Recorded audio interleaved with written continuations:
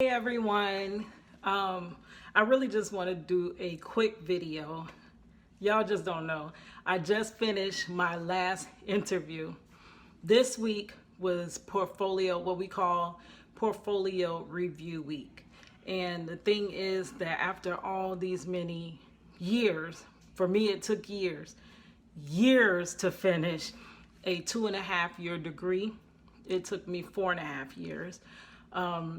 At the end, you actually have to sit before designers that are in the industry now, and they critique your work and they go over your work. And this is something that I kind of feared. I feared this moment from the beginning because I struggled from the time I enrolled in school. I struggled. It was a struggle to get back into school because I went to the school years and years ago, and I had to reapply to even be reinstated as a student. And the paperwork, like, that was a whole runaround. They needed my last transcripts, and the school that I went to last didn't exist anymore. So they turned my files over to another school, and that school don't exist no more. So my files were hard to find. I finally found my files. Then it was an email chase back and forth. And finally, I got my transcripts to enroll. It seems like every step that I made in school has been hard and compounded. Instead of one step, it seems like it's been 10 and 12 steps. I get in school and I'm thinking graphic design, hey, I'm gonna be good at this because I'm good at painting, I'm good at drawing. I could be further away from the truth. I was not at all tech savvy. I did not know anything about technology. We just didn't have to learn that in my era. I am an 80s baby, and we didn't have to. Manual labor is what I do. So I didn't need to know anything tech. So I come from not having very much knowledge of computers and typing. I cannot type. I still can't type. I don't have any knowledge of that. Coming with no knowledge of that. I didn't know how to use a Mac, because a Mac is completely different from a PC. So baby, I was lost. And I came into a classroom with students that just graduated high school that already knew half of what the teacher was already teaching. So the thing was, I was on catch up. Baby. I was so far behind the race. The race had gone. They were at the finish line, and I'm just starting. Halfway through school, they realize, hey, she's really slow. Like, what's going on? Like, she can't keep up. I have carpal tunnel in both hands with nerve damage. These hands barely move sometimes. They barely move sometimes. I'm legally blind. That's why this eye right here pokes out. I'm legally blind. It's times my contact broke, and they break at the best time you can think of, right before a final. I had to complete a final being 1 inch away from the computer screen and not even being able to see what I'm doing.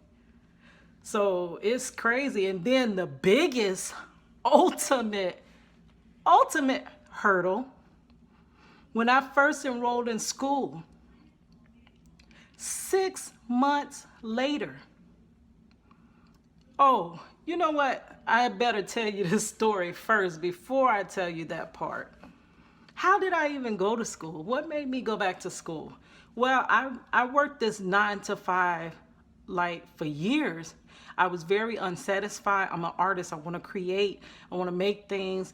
And I would love to get paid for it. That way I don't always have to work 2 and 3 jobs on the side and then, create my artwork. So my mother, oh my gosh, I love and miss my mama so much. But she was brilliant. And we're completely different. She was business oriented. She was completely like organized. I'm a scatterbrain. She was completely organized. She did she did all kinds of stuff, taxes, and she held down a household. She raised children, 5 girls, and she raised grandchildren, and she just did so much. Like, I can't even do a little bit of what she did. At age 53, my mother graduated with her master's in business. And she was going on for her doctorate. When she started, she didn't stop. She stopped school because she had child after child after child after child. But it was always her dream to go back and finish education. That's what she always drilled into me. Keita, education. But I wasn't education material.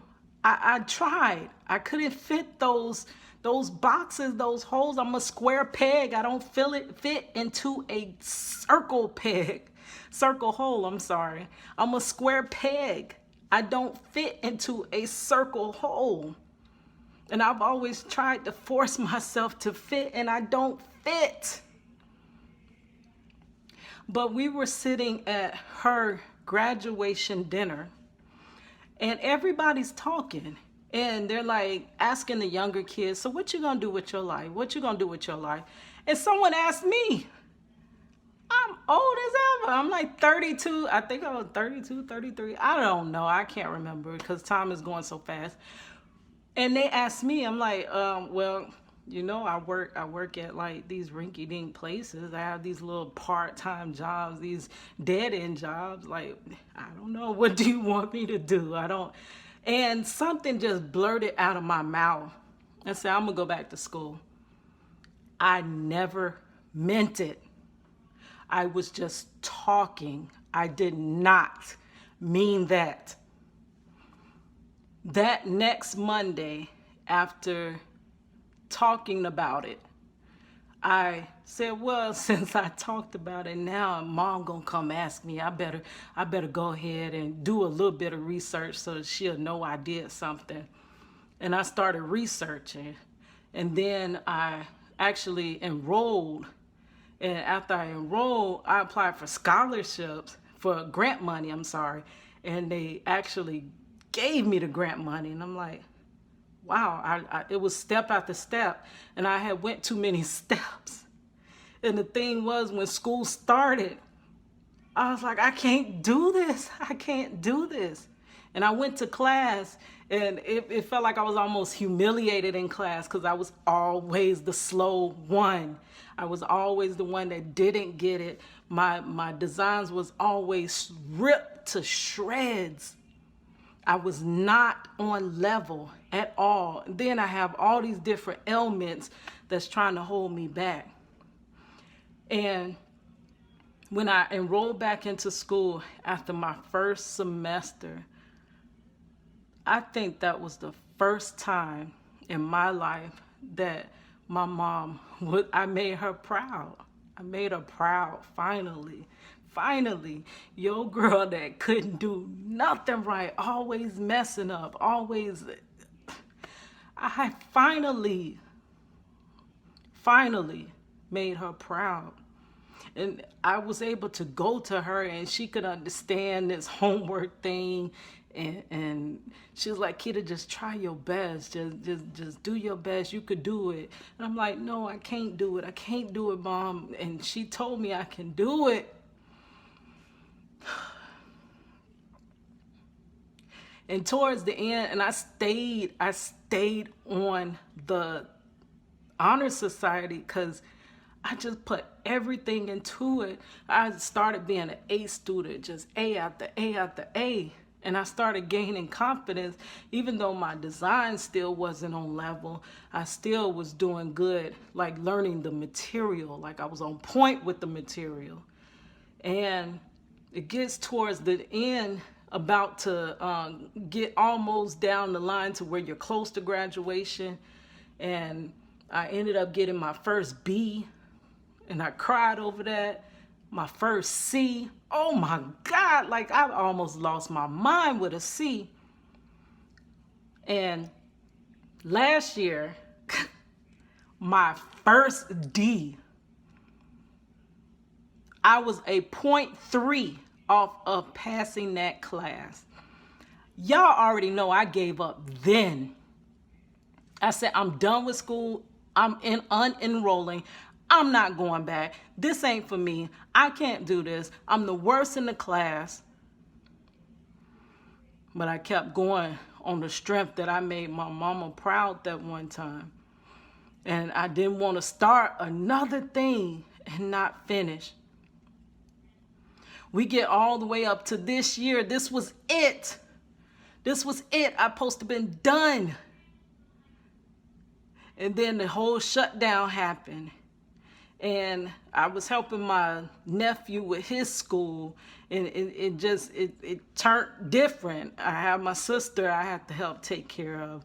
And it was so much different things going on that I knew I was not prepared and ready to finish out this course. So I had to drop the course and again start over. I had to do it again. So close to the end, and I had to do it again. And I gave up. I did. But I got back up. And today, I completed my course, my last course. I took my last interview. I got good feedback. They're like, you are good. There's some minor things you need to change, but you are good. Do you know, when I thought about that portfolio session when I first started, baby, those comments they gave me, I imagined. It wasn't supposed to be digital, but you know what happened? It ended up having to be online. I always imagine that it's a room full of all these creatives, and I'd be in the corner, in the back, and nobody stops by my table. Nobody takes none of my promotional materials. Nobody offers me any jobs. And I imagine talking to others after, and they're like, oh, I got 3 or 4 job opportunities. And I would imagine that I would have to come back with, well, I didn't get any this time, but, you know. But whether I get job opportunities or not, y'all already know I done started this YouTube, and I'm finna sit back and just let it happen. If it don't happen, if nothing else in this life happens for me, I'm to the point where I'm okay with it. I raised my daughter. I raised her as best as I could. She did not end up following my footsteps. She is in college, and she got 1 more year. She ain't got no babies, none. 1 more year. She has been on the honor society. This girl graduated last year from high school on the honor society, from tech school as well as a dual enrollment student on the honor society. So that was my job, and I did my job. And this is what my daughter, I don't know if you can see it, class of 2020.